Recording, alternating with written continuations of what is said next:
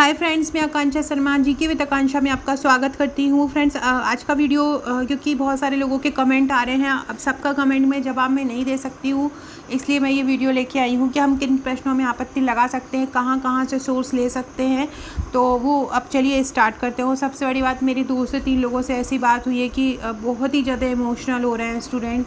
मतलब बहुत ही ज़्यादा, मतलब मेरे से बात करते करते इमोशनल हुए हैं और रोए भी हैं, और मतलब उनको उनकी बातें सुन के है ना मेरे को ही रोना आ गया था। मतलब ऐसी स्थिति है बहुत सारे स्टूडेंट की, और जिनके 75 थे और अभी 69 पे आ गए हैं, या मतलब 4 से 5 नंबर कम हो गए। तो प्लीज़ प्लीज़ प्लीज़ रिक्वेस्ट है कि सबसे पहले तो कोई भी गलत कदम मत उठाइएगा।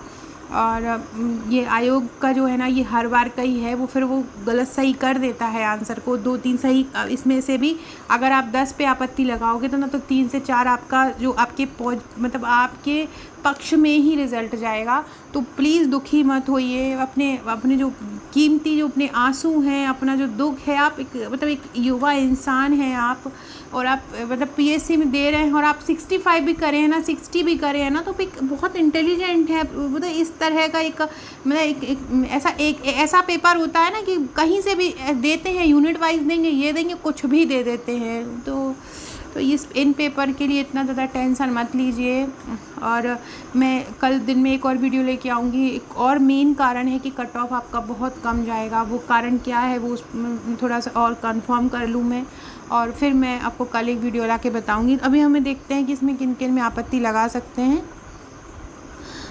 देखो, सबसे पहले ये संविधान, ये आप जो है आपत्ति के लिए आप इसको डाल सकते हो, जो भी लगाना चाहे, कि जो संविधान सभा का गठन हुआ था 9 दिसंबर 1946 को, सबसे पहली जो गठित हुआ था। फिर 13 दिसंबर 1946 को जब तीसरा जो बैठक हुई थी, तीसरी बैठक में उद्देश्य प्रस्ताव प्रस्तुत हुआ था, जिसको आयोग ने गलत बताया है, और तीसरा नहीं बताया है आयोग ने। तो ये टोटली आपका ये जो अगर ये लगाया जाएगा, चाहे पीईवी की वेबसाइट से देख लिया जाए, और चाहे आपका नॉर्मल वेबसाइट से देख लिया जाए, मतलब एनसीईआरटी से देख लिया जाए, तो ये वाला जो क्वेश्चन है जो आयोग बता रहा है 5वीं, तो भैया 5वीं में तो बैठक सब हो गई थी, 5वीं में तो काम होने लगे थे। तो पाँचवा नहीं है, 110% थर्ड है, तीसरा है। तो ये आंसर पूरी तरह से रॉन्ग हो जाएगा, और जिन लोगों में ये तीसरा लगा के आया है वो पूरी तरह से सही हो जाएगा। तो ये वाला आंसर आप जिन लोग भी आपत्ति लगाना चाहते हैं, वो एनसीईआरटी की बुक देखें, एनसीईआरटी में ये मिल जाएगा, तो आप वहाँ से इस पे लगा सकते हैं। ये पेज की आप मेरे से व्हाट्सएप से भी ले सकते हैं, और आप इससे आपत्ति लगा सकते हैं। तो ये वाला क्वेश्चन आपका राइट हो जाएगा। और अगर हम देखो, ये एक एनसीईआरटी का है, एनसीईआरटी में भी लिखा हुआ है 13 दिसंबर 1946 को जवाहरलाल नेहरू ने कहा था कि उस उद्देश्य प्रस्ताव पारित किया था। तो ये वाला क्वेश्चन पूरी तरह से सही है। 13 दिसंबर 1946 को जवाहरलाल, ये गूगल पे आ रहा है, जैसे ही हम गूगल पे डालते हैं ना, तो यही आ रहा है कि तीसरे उसमें उन्होंने बोला था। तो ये वाला टोटल ही आप लोगों का सही हो जाएगा, और इसके कारण बहुत सारे स्टूडेंट टेंशन में हैं, तो वो बिल्कुल भी तनाव ना लें। इसके बाद भारत शासन अधिनियम 1935 के तहत ये प्रस्तावित संघीय प्रणाली थी। इसमें बहुत सारा डाउट है, कहीं पे अखिल भारतीय संघ है, कहीं भी भारतीय संघ है, लेकिन आप अगर मानक स्तर की बुक देखेंगे ना, तो यहाँ पे अखिल भारतीय संघ है। तो इसमें भी डाउट आएगा, इसमें भी ये प्रश्न भी सुधरेगा, और यहाँ पर भी आंसर में करेक्शन होगा। तो या तो आयोग इनका आंसर ही डिलीट कर देगा, और या फिर इसका आंसर सही कर देगा। तो आप लोगों के बहुत सारे लोगों के कमेंट इसलिए आएंगे क्योंकि बहुत सारे लोग इसलिए परेशान हैं क्योंकि कुछ लोग भारत संघ ही लगा के आए हैं। हम ये समझ लीजिए कि 50% लोग भारत संघ लगा के आए हैं, और 50% लोग अखिल भारतीय संघ लगा के आए हैं। लेकिन अगर हम मानक स्तर की बुक देखें तो इसका आंसर अखिल भारतीय संघ है, कि 1935 के अधिनियम के तहत जो गठित हुआ था वो अखिल भारतीय संघ का प्रस्ताव पारित हुआ था। तो इसका जो आंसर होगा ना, वो अखिल भारतीय संघ होगा। तो आप इसके लिए भी अगर आप लोग याचिका लगाना चाहें तो लगा सकते हैं, और बहुत सारे लोग इसकी याचिका लगा रहे हैं। अगर मानक वेबसाइट इस तरह देखें तो इसका क्वेश्चन जो है, तो ये दोनों आंसर सही होंगे। इसके बाद कलगी तुर्रा वाला देखा जाए तो कलगी तुर्रा की यार, जहाँ हर बुक आप इनकी वैलिड बुक है मध्य प्रदेश हिंदी ग्रंथ अकेदमी, मेरे पास भी वो बुक है, मैंने भी उसको अभी देखा, तो वहाँ पर भी निमाड़ है। हाँ, कहीं कहीं पर ये भी है कि मालवा में होता है, लेकिन वहाँ पर भी होता है, प्रचलित जो है ना वो निमाड़ में है। तो निमाड़ तो 100% सही है, तो ये आंसर भी बिल्कुल 100% सही होगा। इसका आंसर उनको निमाड़ ही देना पड़ेगा। तो जो लोग भी निमाड़ लगा के आए हैं तो उनके लिए भी आंसर सही होगा।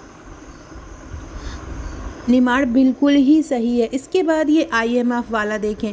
IMF में ये देखिए, ये विक्रम भैया जो है VS एजुकेशन वाले, उन्होंने ये निकाले हैं और उनके ही टेलीग्राम से मैंने ये वाला पिक लिया है।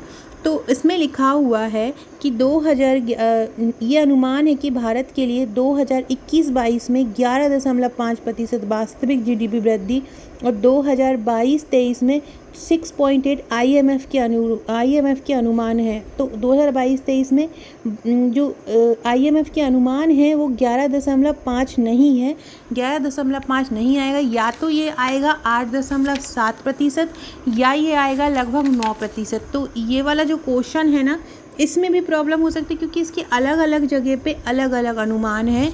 क्योंकि अगर हम जो PIB की वेबसाइट देखें ना, तो वहाँ पर इसका अलग दिया हुआ है। और इन कुछ बुक्स अगर देखें, एडुटेरिया की अगर उन्हें बुक देखें तो एडुटेरिया की बुक में भी 8.7 दिया है। तो ये वाले क्वेश्चन में भी डाउट है, ये वाला क्वेश्चन भी करेक्ट हो मतलब इसमें भी डाउट है। इसमें भी आप लोग सभी लोग आपत्ति लगा सकते हैं कि क्योंकि ये वाला जो ऑप्शन है 8.7 ये ज़्यादा इस तरह। या तो ये देखो, ये क्वेश्चन आया था कि 2020-21 के अनुसार वित्त वर्ष 2022 के लिए, 20-21 के अनुसार वित्त वर्ष 2022 के लिए वास्तविक विकास दर को IMF के अनुमानों के आधार पर क्या माना है।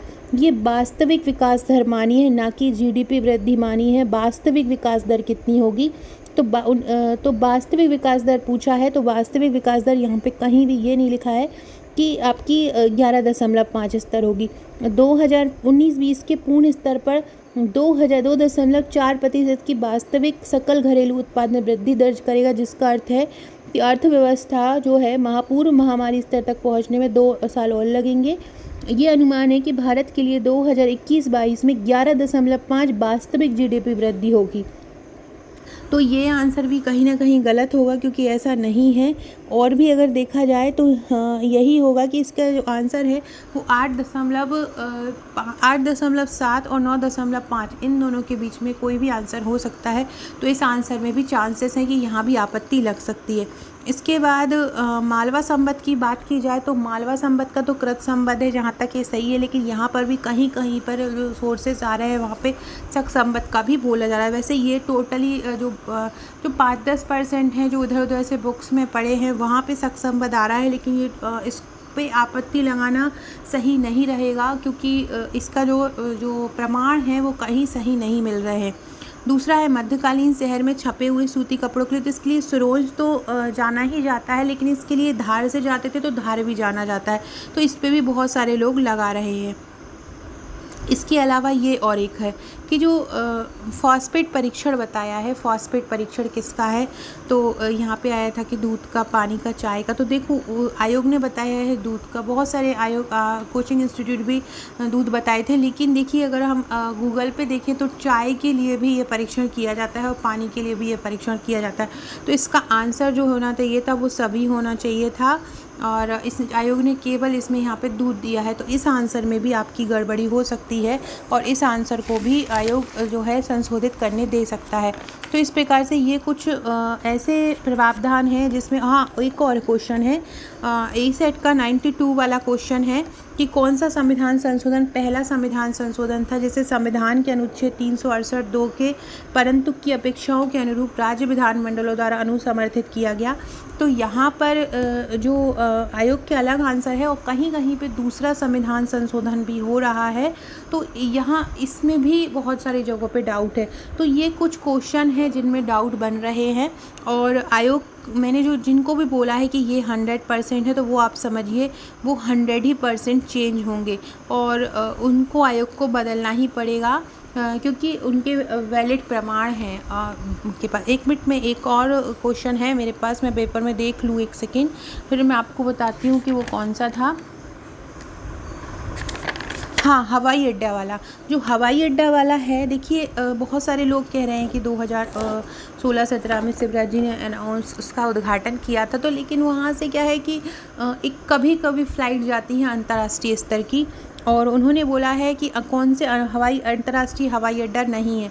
तो यहाँ पे अगर हम न्यूज़पेपर का सोर्स है हमारे पास केवल कि ये एक अंतर्राष्ट्रीय हवाई अड्डा है, इसके अलावा कोई और ऐसा कहीं पे लिखा हुआ नहीं है परमानेंट। अगर हम गूगल पे भी डालेंगे तो वो यहीं पे यही लिखा हुआ है कि डोमेस्टिक ये एयरपोर्ट है, तो डोमेस्टिक हवाई अड्डा है। तो इसलिए ये वाले क्वेश्चन में भी डाउट है, लेकिन अगर कहीं से कोई प्रमाण मिलते तो मुझे ज़रूर भेजिएगा, क्योंकि बहुत सारे स्टूडेंट इसको लगाने के लिए बोल रहे हैं, तो मैं उनको भेजूँगी तो वो ये इस पर आपत्ति लगा पाएंगे। तो ये वाले क्वेश्चन में भी एक डाउट है। इसके अलावा हाँ, सरपंच और उप सरपंच वाला 79 क्वेश्चन जो है ए सेट का, कि मध्य प्रदेश में सरपंच और उप सरपंच की अनुपस्थिति में ग्राम सभा की बैठक की अध्यक्षता।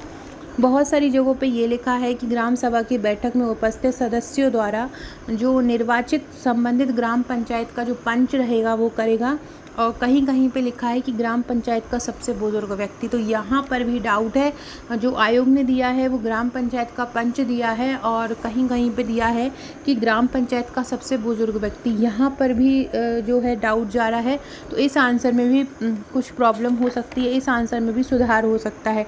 ये कुछ क्वेश्चन हैं जो कर बन सकते हैं। इसके अलावा और मैं देखती हूँ, हाँ, एक और है कि कौन सा कथन मध्य प्रदेश में स्वतंत्रता आंदोलन के संबंध में असत्य है। तो रामगढ़ के जुझार सिंह के पुत्र देवनाथ सिंह ने ब्रिटिश सत्ता के विरुद्ध संघर्ष किया, तो इसमें, और सिपाही बहादुर सरकार की स्थापना। तो रामगढ़ के जो जुझार सिंह हैं वो, इनमें कुछ प्रॉब्लम है, क्योंकि ये रामगढ़ के नहीं थे, ऐसा कुछ था। तो ये मैंने कहीं सुना था, तो इसमें भी स्टूडेंट जो है वो लगाएंगे। इसके अलावा एक और क्वेश्चन है 62वां ये सीरीज़ का, एक ईमेल जो एक स्रोत से उत्पन्न होता है लेकिन दूसरे स्रोत से, ऐसा लगता है दूसरे जगह से भेजा गया है। तो ये वाला जो फिशिंग और स्पूफिंग, दोनों में ही ये कन्फ्यूज़न है, दोनों ही ये हो सकते हैं। तो इसमें भी एक कन्फ्यूज़न है, ये वाला क्वेश्चन में लोग डाउट लगाएंगे। इसके अलावा एक और है, एक नेटवर्क वातावरण में क्या कौन सा सर्वर नहीं है, एक ये वाला, और एक राउटर और गेटवे वाला। इस वाले में भी लोग जो है, बहुत सारे स्टूडेंट कंफ्यूज हैं, क्योंकि जो राउटर है वो भी करता है, और जो रूटर है वो भी डेटा पैकेट को स्थानांतरित करता है, और गेटवे भी स्थानांतरित करता है। तो गेटवे भी इसका एक सोर्स है। तो रूटर और गेटवे दोनों ही हो सकते हैं। तो ये वाले क्वेश्चन भी जो होगा ना, वो भी संशोधित हो जाएगा। तो इस प्रकार से ये इतने सारे प्रश्न हैं जिसमें आप लोगों को, एक सेकेंड,